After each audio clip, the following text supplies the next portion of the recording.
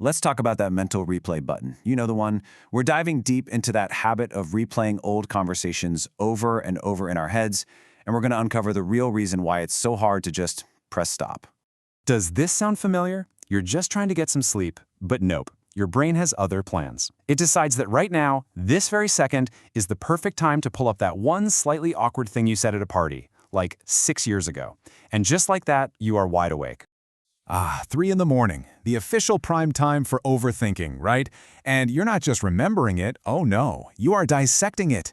Word by word, pause by pause. You're treating it like a crime scene, asking yourself, I wonder if they still think I'm weird for saying that. But here's the first real kicker in all of this. That person you're so worried about, they probably forgot about that moment 5 minutes after it happened. Seriously, this isn't just you being anxious, though, yeah, that's part of it.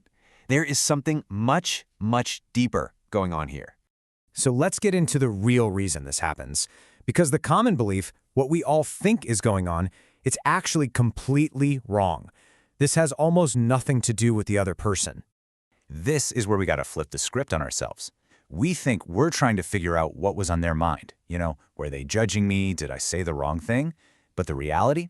This whole show is happening inside your own head. It's a desperate attempt to go back and edit your own performance.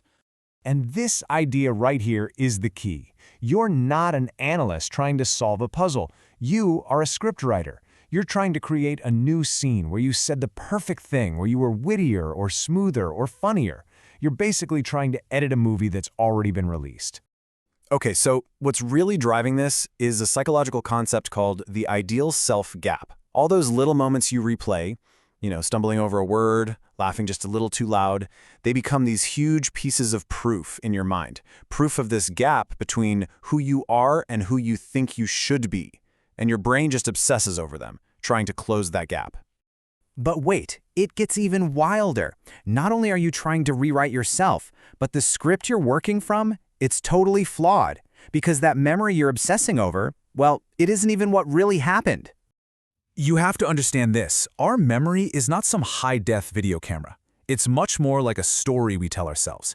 And every single time we hit replay on that story in our head, we make tiny little edits. We aren't actually recalling the event, we're recalling the last time we remembered it. Think about how this plays out. It starts with a real event, a totally normal, kinda imperfect conversation. The first time you replay it, maybe you exaggerate your own awkwardness just a tiny bit. But by the 10th replay, that memory is completely twisted by all your anxieties. You've basically become the villain in your own story. So you are literally torturing yourself over a version of events that probably never even happened that way. In your mind, the awkward silences get longer, the weird looks they gave you get more intense, and your mistake feels absolutely catastrophic.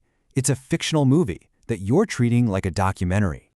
Now, I know what some of you are probably thinking, but I do this to learn from my mistakes. It's self-improvement. And that sounds great, right? It sounds productive. But we need to ask a really honest question here. Are you actually learning, or are you just stuck on a loop? There's a massive difference between productive reflection and destructive rumination. Reflection is useful. You think about what happened, you pull out a lesson, like, okay, maybe next time I'll let them finish talking, and then you move on. It has an end. Rumination is just a circle. You replay it, you feel bad, you learn the same lesson again, and then you hit play. It doesn't go anywhere. So if it's not actually about growth, what is it really about? This. This is the heart of it all. The real driver behind this whole mental habit is a deep, deeply human desire for control over things that are, completely uncontrollable. And what are we trying to control? Well, all the impossible stuff. We're trying to retroactively manage how other people see us. We're trying to rewrite the past, which is already written. And the most impossible one of all, we're trying to change the person we were in that one specific moment. Your brain just hasn't accepted that it can't, so it keeps trying. Okay, so we've kind of diagnosed the problem, right? We get the what and the why, so now let's talk about how to actually stop. How do we break this exhausting cycle and finally just let these moments go? First, we have to recognize the damage this is doing. Every single time you replay a conversation to try and fix yourself, you are reinforcing a really toxic belief that the real you, the person who showed up that day, isn't good enough. This entire loop is basically fueled by a lack of compassion for your own humanity. The way out of this is through practice. First, start seeing these things as just moments, not some prophecy about who you are as a person. Second, you have to acknowledge that your past self did the best they could with what they knew at the time. Third, practice forgiving yourself for being human and imperfect. And finally, and this is a big one, you have to consciously redirect all of that powerful mental energy away from the past and into right now. Because really, that's what it all comes down to.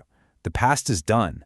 Those conversations were imperfect, maybe a little awkward, and they were beautifully, sometimes painfully human. And that's exactly where they belong. It's time to let them rest. So I'll just leave you with this question. Imagine all the hours, all the focus, all that creative energy you spend replaying the past. What if you invested all of that into your present, into the life you're living today? Just think, what could you build with all that mental energy?